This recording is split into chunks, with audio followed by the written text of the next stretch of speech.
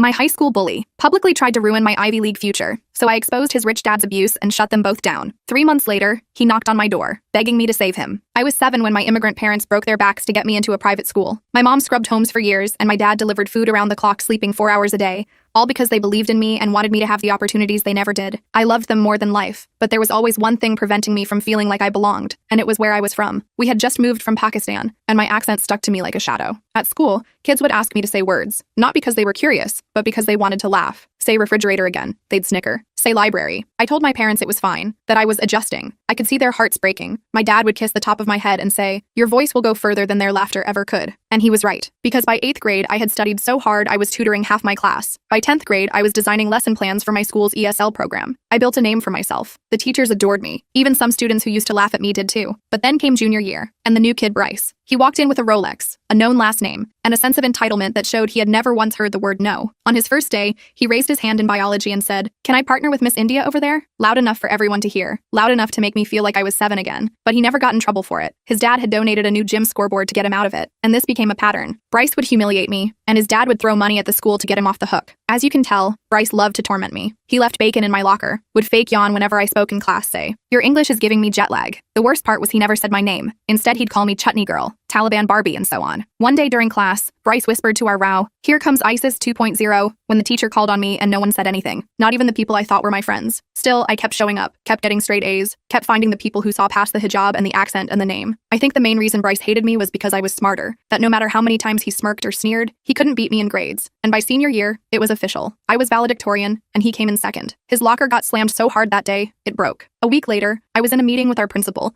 who said it was tradition for the runner-up to introduce the valedictorian at graduation. Bryce would be introducing me. I nearly laughed. The principal said he knew about our history and could have someone else introduce me instead. I just smiled and said, "He deserves that spotlight. Let him speak." He was told to write a speech celebrating me, my accomplishments, my character, my name, which, by the way, he still couldn't pronounce. He practiced for weeks. I heard him in the hallway muttering, "Maha, Mahera, Mahira." The night before, my parents ironed my gown and sewed Quran verses into the hem, my dad polishing my medal like it was made of gold, and my mom whispered, "Whatever happens tomorrow, you've already won." The day of graduation came, and my parents were in the front row. My mom wore her best hijab, navy blue with gold trim. My dad had on the same suit he wore when he got his U.S. citizenship. Bryce took the stage, stumbled on my name twice, then forced it out through gritted teeth. The brilliant Mahera. Perfect pronunciation. I walked across the stage, took the mic, and said, "Bryce, thank you for that introduction. I know public speaking is hard, especially when it's not about you." And the crowd laughed. I spoke about resilience, about names, about how pronunciation isn't hard, it just takes respect, and how some kids get trophies for showing up, while others get punished for daring to exist too loudly. I'm here not just because I studied hard,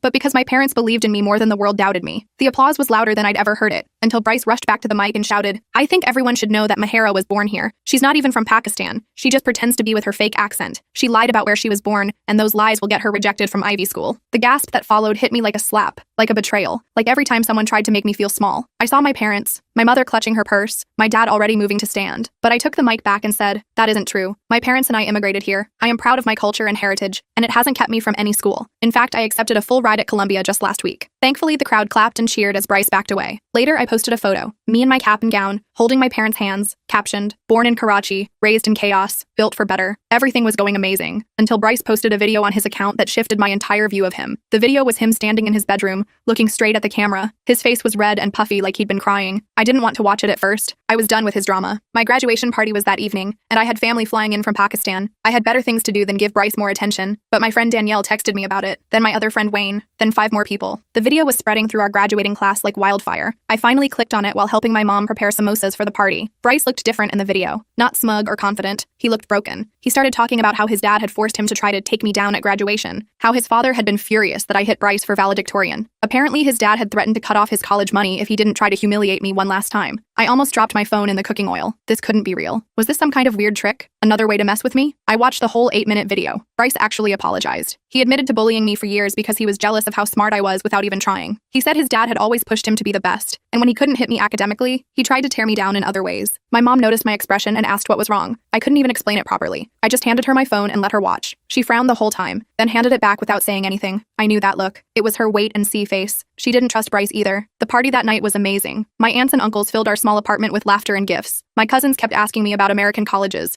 and if I could help them apply too. For a few hours, I forgot about Bryce and his weird confession video. Then my phone buzzed with a text from an unknown number. Mahara, it's Bryce. I need to talk to you. It's important. My dad saw the video. I showed the text to my dad. He suggested I ignore it. Tonight is for celebration, he said, passing me another plate of food. I agreed and put my phone away, but it kept buzzing. 5 more messages from Bryce, each one sounding more desperate than the last. The next morning, I woke up to 23 notifications. Most were from classmates asking if I'd seen what happened to Bryce. I scrolled through my feed and found photos of Bryce with a black eye and split lip. He'd posted them himself with the caption, "The price of telling the truth." I felt sick. Had his dad done this? I showed my parents, and they looked concerned too. My dad said sometimes family can be the most dangerous when they feel betrayed. I decided to text Bryce back, just to check if he was okay. Nothing more. He responded immediately, asking to meet at the coffee shop near school. My parents weren't thrilled about the idea, but my dad offered to drive me and wait outside. I agreed to 15 minutes max. When I walked in, Bryce was sitting in the corner, hunched over a cup. His face looked worse in person. The bruising around his eye had turned a deep purple. He flinched when I sat down across from him. "My dad's losing it," he said quietly. The video got back to his business partners. Everyone's talking about how he pushed his son to bully a Pakistani immigrant girl. His company does a lot of business in South Asia. It's bad. I didn't feel sorry for Bryce's dad. Not even a little bit. "Why did you make that video?" I asked. Bryce stared into his coffee. "Because you embarrassed me at graduation. Not by beating me academically. You earned that. But when you handled my accusation so perfectly, everyone cheered for you. I realized I'd been the villain in your story all along. And for what? To please my dad? I didn't know what to say. 4 years of torment. And now he wanted what? Forgiveness? Understanding? My dad wants me to say I was hammered when I made the video, that I made everything up for attention. He wants me to publicly call you a liar again." I stood up immediately. "I'm not getting involved in your family drama, Bryce. You made my life hell for years. Figure this out yourself." As I turned to leave, Bryce grabbed my wrist. Not hard, but enough to make me stop. "He's threatening to pull my college tuition if I don't. Do it. I'll lose everything." I pulled my arm away. "Welcome to consequences, Bryce. Some of us have been living with them our whole lives." I walked out and got into my dad's car. He could tell I was upset and asked what happened. I told him everything on the drive home. When we pulled into our apartment complex, he turned to me with that thoughtful look he gets. "Sometimes, Beta, the people who hurt us are hurting too. It doesn't excuse what they did, but it might explain it." I nodded but didn't respond. I spent the rest of the day helping my relatives pack for their flights home. My aunt kept asking about the boy from the video and if I was going to forgive him. I honestly didn't know. That night, Bryce posted again. This time it was a formal retraction of his apology video. He claimed he'd been emotional after losing valedictorian and made up lies about his father. He apologized to his dad publicly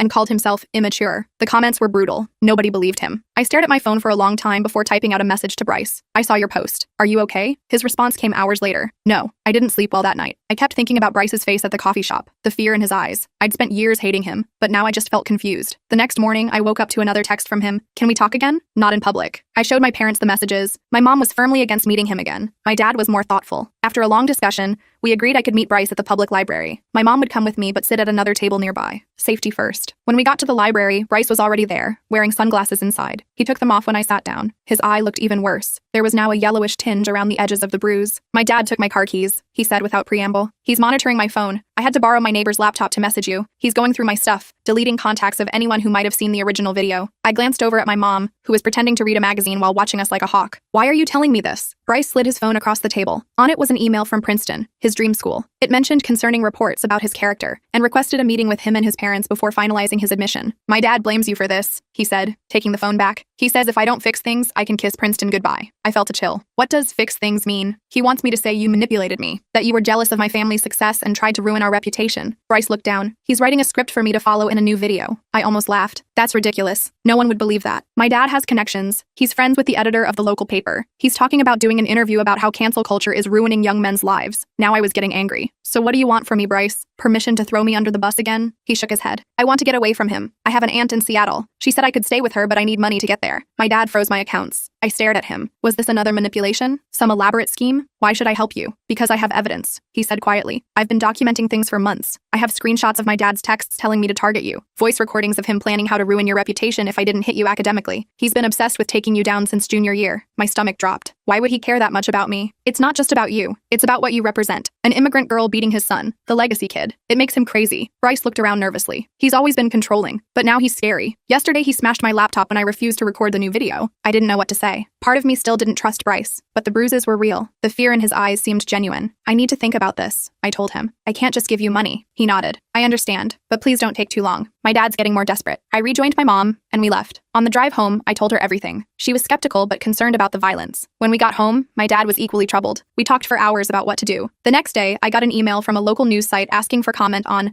allegations made by the Thompson family. I showed my parents. My dad immediately called his friend Harold, who was a lawyer. Harold advised us not to respond yet. Things escalated quickly after that. Bryce's dad, Mr. Thompson, posted on his business page about false accusations damaging his family's reputation. He didn't name me directly, but everyone knew who he meant. Then local community Facebook groups started sharing the post. People who didn't even know me were suddenly discussing whether I was a manipulative liar. I felt sick. This was supposed to be my summer before college, a happy time. Instead, I was watching my reputation get dismantled by a man I'd barely met. My phone buzzed with a text from Danielle. "Have you seen what Bryce just posted?" I hadn't. I quickly opened social media and found a new video from Bryce. This one was different. He looked polished, well-dressed. The bruises were covered with makeup. He spoke carefully, reading from something off camera. He claimed I had been jealous of his success and had manipulated him into making the first video to damage his family's reputation. He apologized to his father for falling for Mahara's tricks. I threw my phone across the room. My mom rushed in, alarmed. I couldn't even speak. I just pointed at my phone. She picked it up, watched the video, and immediately called my dad. Within an hour, my small support system assembled in our living room. My parents, Harold the lawyer, my two closest friends Danielle and Wayne, and my former ESL teacher, Miss Kathleen. They all watched both videos, compared them, and agreed the second one seemed forced. "He's reading cue cards," Wayne pointed out. "Look at his eyes tracking something. And the bruises," Danielle added. "They tried to cover them, but you can still see the yellow around his eye." Harold was more practical. "We need to decide what to do. This is getting out of hand." Ms. Kathleen suggested we reach out to Princeton directly. They should know what's really happening before they make any decisions about either student. I wasn't sure. Escalating things might make it worse. But then my phone buzzed with another text from Bryce. "I'm sorry." He was standing right there. I had no choice. That settled it for me. I decided to fight back. Not just for myself, but for Bryce too. No one deserved to live in fear like that. We crafted a careful email to Princeton, explaining the situation without making accusations we couldn't prove. We attached links to both videos and noted the concerning physical changes in Bryce between them. Ms. Kathleen added a character reference for me. We sent similar emails to Columbia, where I was headed in the fall. The next day, things got worse. Mr. Thompson escalated his campaign. Somehow he got my cell phone number and started calling repeatedly. I blocked him, but then he started emailing. The messages were polite on the surface, but contained veiled threats about consequences for defamation. Harold advised my parents to keep records of everything. He helped us draft a cease and desist letter,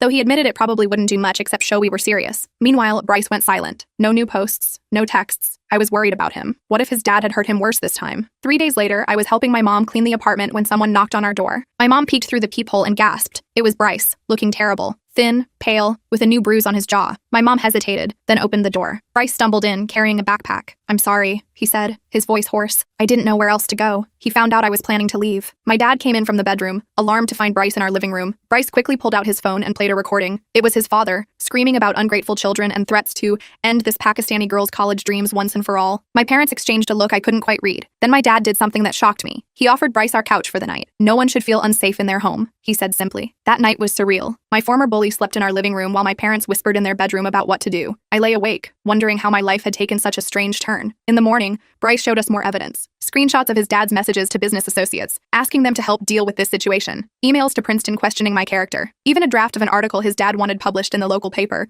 painting me as a calculating manipulator who played the victim card. "He's obsessed," Bryce said, scrolling through his phone. "It's like he can't stand that someone like you could hit someone like me. The someone like you stung, but I let it go." We had bigger problems. My dad called Harold again. This time, Harold came over in person. He reviewed everything Bryce had shown us and took copies. He explained that while Mr. Thompson's behavior was concerning, much of it wasn't technically illegal. The best approach might be to counter his narrative rather than try to silence him. "People like this thrive on control and fear," Harold explained. "The best defense is often full transparency." We spent the day crafting a response, not just for Princeton, but for everyone. With Bryce's permission, we compiled the evidence into a single document. The texts, the emails, the recordings. We added context, explaining the history of Bryce's bullying and his father's enabling. Then came the hard part, deciding what to do with it all. "If we make this public, your dad will retaliate," I told Bryce. "Are you ready for that?" He looked scared but nodded. "I can't live like this anymore, and I can't let him hurt you because of me." That afternoon, we sent the complete file to both Princeton and Columbia. We also shared it with our school principal and the school board, not to get anyone in trouble, but to protect ourselves from whatever might come next. Bryce stayed another night on our couch. His phone kept ringing with calls from his dad, which he ignored. In the morning, he got an email from Princeton requesting a private meeting with him, without his parents. It seemed they were taking the situation seriously. I felt a weight lifting. Maybe this would all work out. Then my mom got a call from a friend who cleaned houses in Bryce's neighborhood. Mr. Thompson was telling people I had kidnapped his son. He was threatening to call the police. Panic set in. This was getting dangerous. Harold advised us to be proactive. Bryce called the non-emergency police line himself and explained he had left home voluntarily because he felt unsafe. They took his information but seemed unconcerned since he was 18. Still, we knew Mr. Thompson wouldn't give up easily. He had money and connections. He was used to getting his way. That evening, as we were eating dinner, someone pounded on our door. Through the peephole, we could see Mr. Thompson red-faced and furious. My dad told us to stay back while he handled it. I couldn't hear everything, but my dad's voice remained calm while Mr. Thompson's got louder. Finally, my dad said clearly enough for us to hear, "Your son is welcome here as long as he needs. If you continue harassing my family, we will take appropriate legal action." The door closed. Mr. Thompson shouted something from the hallway, then stormed off. My dad came back looking shaken but resolute. "He's not a well man," was all he said. The next day, Bryce got another email from Princeton. They wanted to meet with him as soon as possible, alone. He was nervous but agreed. My dad drove him to the meeting and waited outside. When Bryce came out 2 hours later, he looked different, lighter somehow. He showed us the email on his phone. Princeton had reviewed the evidence and found his situation deeply concerning. They were still offering him admission,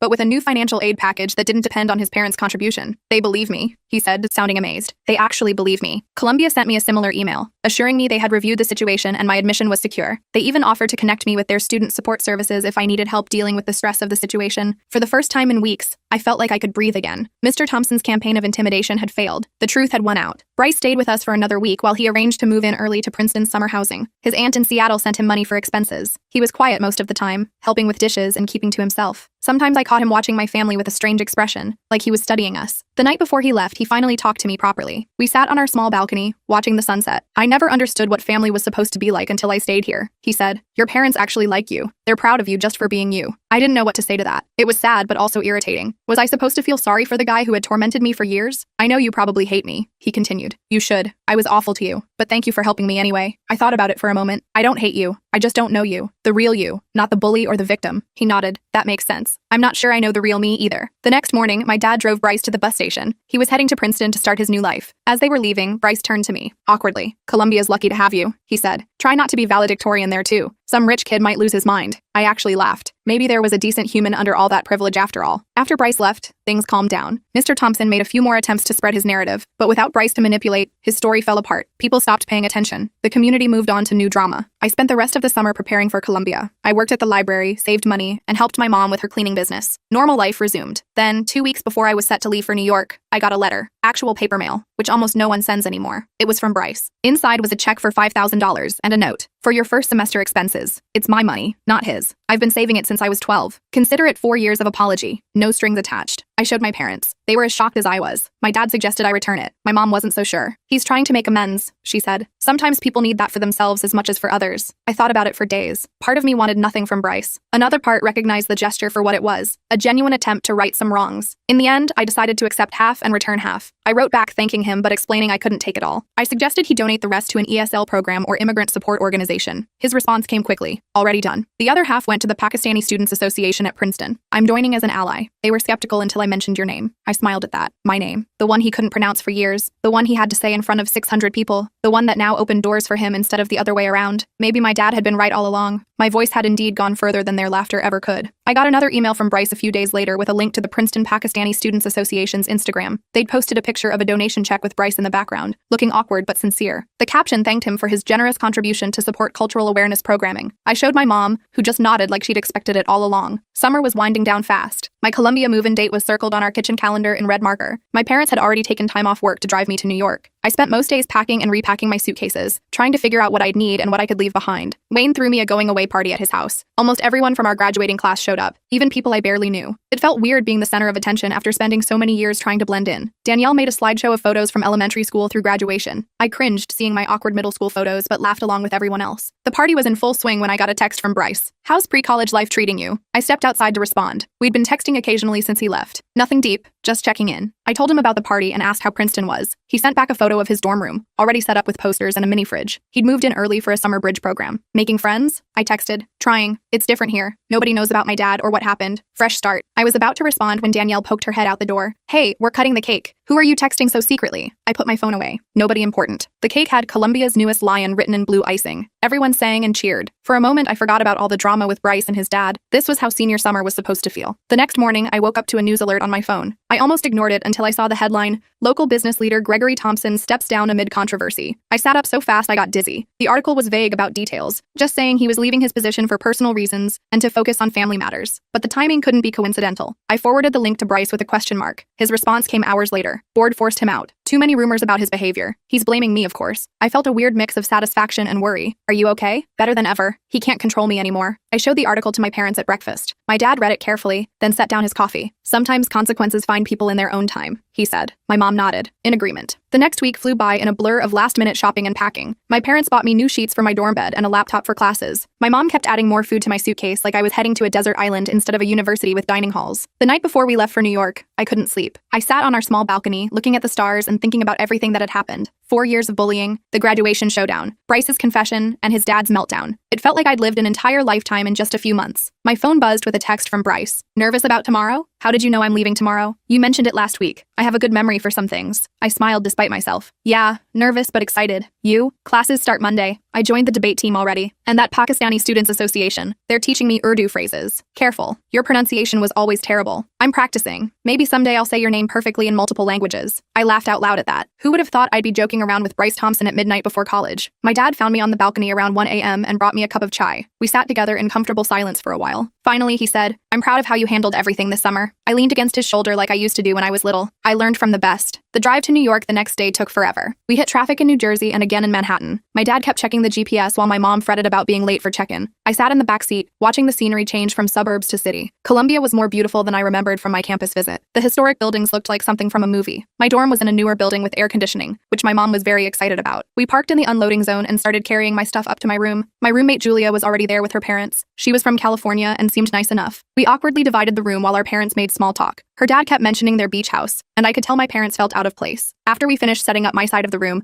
my parents took me to dinner at a small Pakistani restaurant they'd researched beforehand. My mom cried a little when the food came. It tastes like home, she said. I held her hand across the table. We walked around campus after dinner. My dad kept taking photos of everything. Me in front of the library, me by the main gates, me next to random statues. My mom kept pointing out emergency phones and reminding me to always walk with friends at night. When it was time for them to leave, I walked them back to the car. My mom hugged me so tight I could barely breathe. My dad kissed the top of my head like he used to when I was little. Your voice will go further than you can imagine, he whispered. I cried as they drove away. Standing alone on a New York City street, I felt smaller than I had in years. What if I couldn't handle college? What if I didn't make friends? What if everyone here was smarter than me? I was still wiping away tears when my phone buzzed. It was Bryce again. First day going okay? I was about to type fine when I decided to be honest instead. Parents just left, feeling a bit lost. Normal. I cried in the shower my first night so my roommate wouldn't hear. That made me smile. Thanks for telling me that. I'll hold it over you forever. I deserve that. Hey, did you know Princeton and Columbia have a bunch of joint events? Academic competitions and stuff? Are you suggesting we might see each other again? Maybe, if you don't mind. I promise to pronounce your name correctly. I walked back to my dorm thinking about that. Did I want to see Bryce again? The boy who had made high school hell but then showed me a different side of himself? I wasn't sure. Orientation week was a whirlwind of activities. I met so many people I couldn't keep their names straight. My roommate Julia turned out to be really nice, if a bit sheltered. She'd never had a non-white friend before and asked some awkward questions,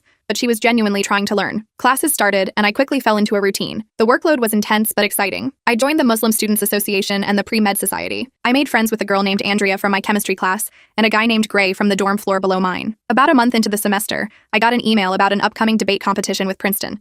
Teams from both schools would argue topics related to immigration policy. There was a link to sign up. I stared at it for a long time before clicking. I wasn't on the debate team, but the email said they were looking for students with personal perspectives on immigration. That was definitely me. The tryouts were the following week. I prepared a short speech about my family's experience immigrating to America. When my turn came, I spoke clearly and confidently, the way I had at graduation. The debate coach, Professor Lawrence, nodded approvingly throughout. I made the team. We had 2 weeks to prepare for the competition, which would be held at Princeton. I threw myself into research, staying late at the library most nights. My roommate Julia brought me coffee and snacks, joking that she only saw me when I came back to change clothes. The day of the competition arrived faster than I expected. Our team took a bus to Princeton early that morning. The campus was gorgeous, all ivy-covered buildings and perfectly manicured lawns. It screamed old money in a way that made me slightly uncomfortable. We gathered in a large lecture hall for the opening remarks. I was scanning the Princeton team when I spotted him. Bryce was sitting in the front row, wearing a blue blazer with the Princeton logo. He saw me at the same time and gave a small wave. During the first round, Columbia faced a different Princeton team. We won easily. I didn't speak much, just presented some statistics to support our main argument. The second round was tougher,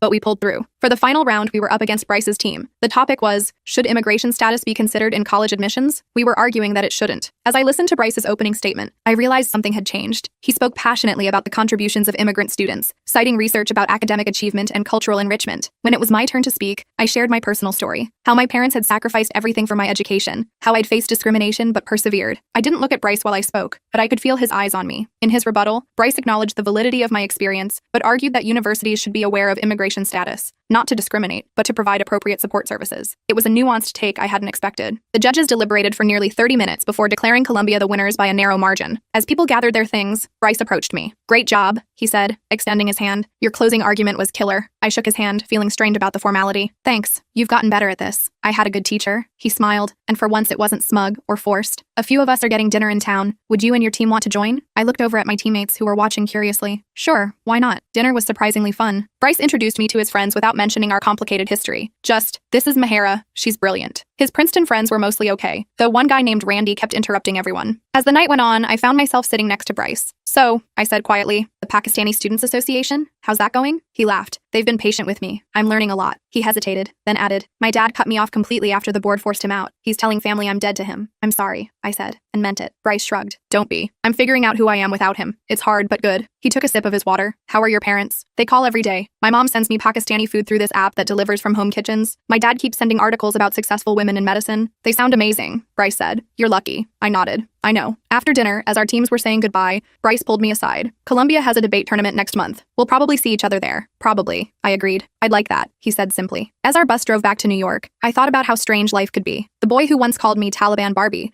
was now someone I might actually want to see again. Not as a friend exactly. We had too much history for that, but as something new. Two people getting to know each other from scratch. I texted my parents when I got back to my dorm. My dad responded immediately with a string of proud emojis. My mom called a minute later, wanting to hear every detail of our victory. After we hung up, I sat on my bed and opened Instagram. Bryce had posted a photo of both debate teams at dinner. He'd tagged me with the caption, "Lost to the best today, rematch, next month at Columbia." I liked the post, then added a comment. "Pronunciation still needs work, but you're getting there." His response came seconds later. "Practice makes perfect. Mahera." He'd spelled my name correctly. It was a small thing, but it felt like the end of one chapter and the beginning of another. Whatever came next, friendship, rivalry, or something else entirely, at least it would start with my name, said properly. I closed my laptop and got ready for bed. Thinking about the debate tournament next month and all the months after that, college stretched before me, full of possibilities I couldn't have imagined a year ago. I fell asleep smiling, dreaming of future victories and my name, pronounced perfectly, echoing in crowded halls.